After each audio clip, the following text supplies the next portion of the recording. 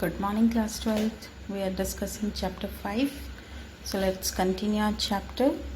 In our previous video, we have discussed about functional and divisional structure of organization. Functional structure is based on the functions of the organization like production, marketing, finance and purchase. अगर functional structure है तो कैसा structure होगा? तो board of directors पहले होंगे, सबसे पहले, उसके बाद मैनेजिंग डायरेक्टर होंगे, मैनेजिंग डायरेक्टर होगा और उसके बाद में डिफरेंट डिपार्टमेंट्स के मैनेजर्स होंगे लाइक प्रोडक्शन, मार्केटिंग, फाइनेंस और परचेज. प्रोडक्शन डिपार्टमेंट के अंडर डिपार्टमेंट में प्रोडक्शन मैनेजर के अंडर प्रोसेसिंग और क्वालिटी कंट्रोल हेड्स होंगे. ठीक है, this processing and quality control officers होंगे. देन मार्केटिंग डिपार्टमेंट में advertising, sales and customer care departments होंगे. ठीक है, ये सॉरी ऑफिसर्स होंगे, advertising, sales and customer care. Then finance department में कैपिटल स्ट्रक्चर, फाइनेंशियल प्लानिंग, ये इसके लिए ऑफिसर्स होंगे. और परचेज डिपार्टमेंट में रॉ मटेरियल, इनपुट्स और मशीनरी, इनसे रिलेटेड ऑफिसर्स होंगे और ये सारे जॉब्स, फंक्शंस परफॉर्म होंगे. ओके, अब डिविजनल स्ट्रक्चर का डायग्राम देख लेते हैं. सबसे पहले board of director, managing director.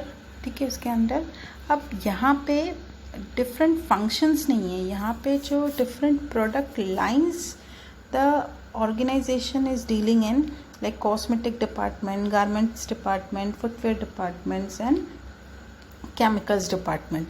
और इन सब डिपार्टमेंट्स के अंडर फिर वापस production, purchase, finance and marketing departments होंगे और फिर वापस प्रोडक्शन, परचेज और इनके अंडर वापस इनके एम्प्लॉयज़ होंगे.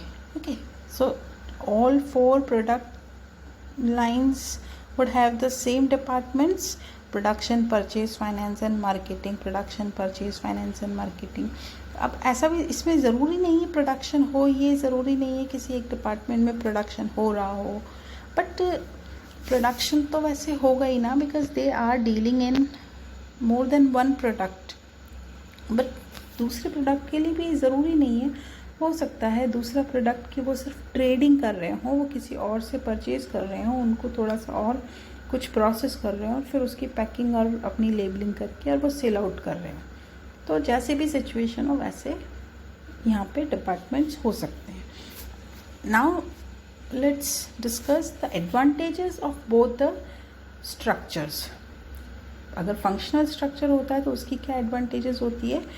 फंक्शनल स्पेशलाइजेशन होगा. As each department has to perform a specific function, so it promotes specialization. ठीक है, specific function ही तो perform करना होता है. Effective control and coordination is promoted due to similarity of tasks performed. Okay, control और coordination effective होता है.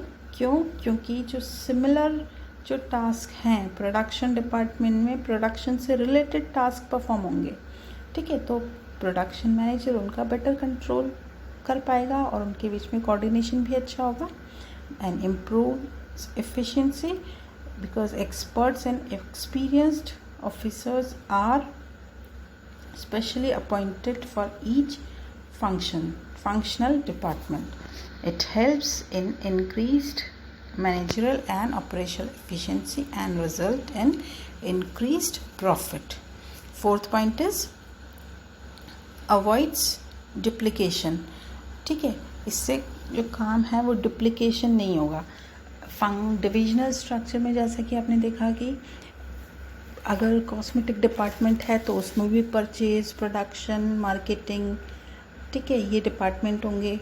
अगर वो दूसरा गारमेंट्स डिपार्टमेंट है तो उसमें भी यही चारों डिपार्टमेंट्स होंगे. तो वहाँ पे सबसे बड़ा ड्रॉबैक होता है कि डुप्लीकेशन ऑफ टास्क होता है, बट यहाँ पे ऐसा कोई भी बात नहीं होती है.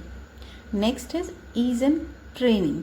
like it makes training of employees also easier as it focuses on only limited skills. So training अगर देनी हो तो उसके लिए फंक्शनल डिपार्टमेंट ज़्यादा सूटेबल है. बट डिसएडवांटेजेस क्या है? First is less emphasis on overall objectives. Overall objectives क्योंकि जो डिफरेंट डिपार्टमेंट्स होते हैं वो अपने ऑब्जेक्टिव्स लेके चलते हैं. प्रोडक्शन वाला अपने ऑब्जेक्टिव्स लेगा, ठीक है, मार्केटिंग वाला अपने ऑब्जेक्टिव लेगा, तो फिर वहाँ पे सब में कोऑर्डिनेशन हो पाना बहुत डिफ़िकल्ट है और सब लोग ओवरऑल जो ऑब्जेक्टिव्स हैं उन पे थोड़ा सा एम्फोसिस या उन पे थोड़ा सा ध्यान कम दे पाते हैं. Second is difficulty in coordination as each department is specialised in their own function, so they feel to understand the priority of other department. ठीक है, कोऑर्डिनेशन की बात आ गई, मैंने पहले ही बता दी थी. Then inflexibility. In functional structure, employees develop narrow perspective as they get training in one area or skill only.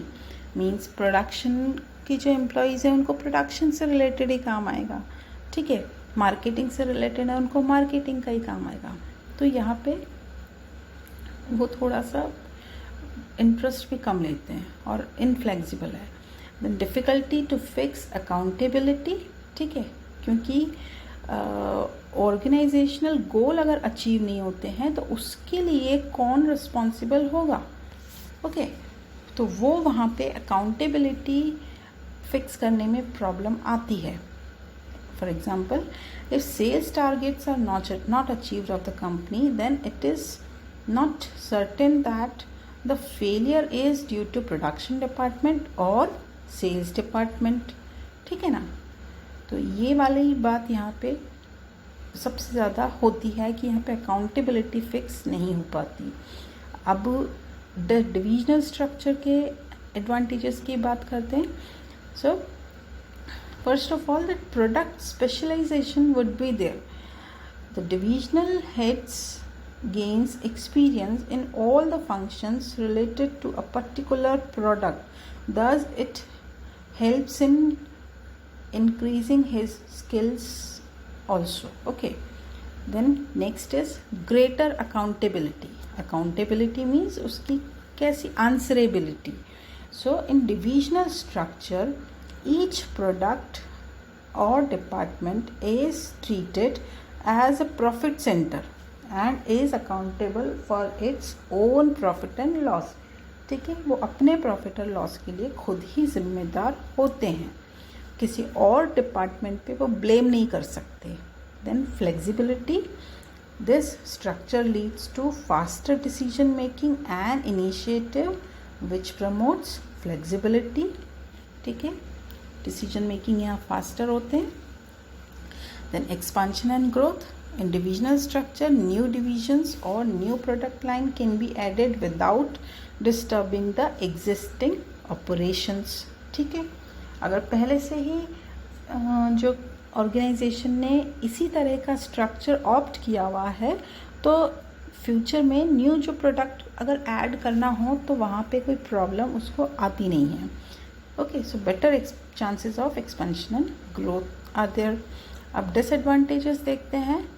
Departmental conflicts. अब जैसे उसमें क्या है, एक उसमें भी कॉन्फ्लिक्ट होते हैं, फंक्शनल स्ट्रक्चर में भी दो डिपार्टमेंट के बीच में, तो यहाँ पे भी वो कॉन्फ्लिक्ट्स तो होंगे. ठीक है, कॉन्फ्लिक्ट्स में arise among various departments regarding allocation of funds. ठीक है, कॉस्मेटिक डिपार्टमेंट को ज़्यादा फंड दे दिया और गारमेंट्स डिपार्टमेंट को नहीं दिया, तो वहाँ पे कोऑर्डिनेशन नहीं होगा. ठीक है, particular department may seek to maximize its profit at the cost of other department. ये चीज़ हो सकती है. Second disadvantages, costliness. Each product division has to maintain its own facilities, equipments and personnel, which leads to increase in operational cost. Operational cost तो सबसे ज़्यादा बढ़ जाती है और ये सबसे बड़ा ड्रॉबैक है इसका. Next is ignores organizational interest. All divisional managers focus on their own product without thinking of rest of the organization.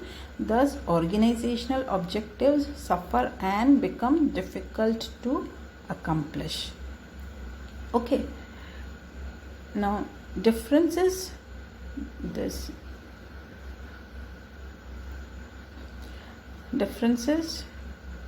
between functional and divisional structure ये भी डिस्कस कर लेते हैं. Okay. meaning of functional structure is it refers to grouping of jobs of similar nature under one department, whereas divisional structure refers to grouping of jobs of one product under one department. Okay. Then formation. तो जो functional structure है ये form होता है on the basis of functions, और जो divisional structure है ये फॉर्म होता है on the basis of products. Then specialisation होता है, it leads to functional specialisation, और यहाँ पे जो डिविजनल जो स्ट्रक्चर है यहाँ पे फंक्शनल स्पेशलाइजेशन नहीं होता, यहाँ पे होता है प्रोडक्ट स्पेशलाइजेशन. ठीक है. Then responsibility.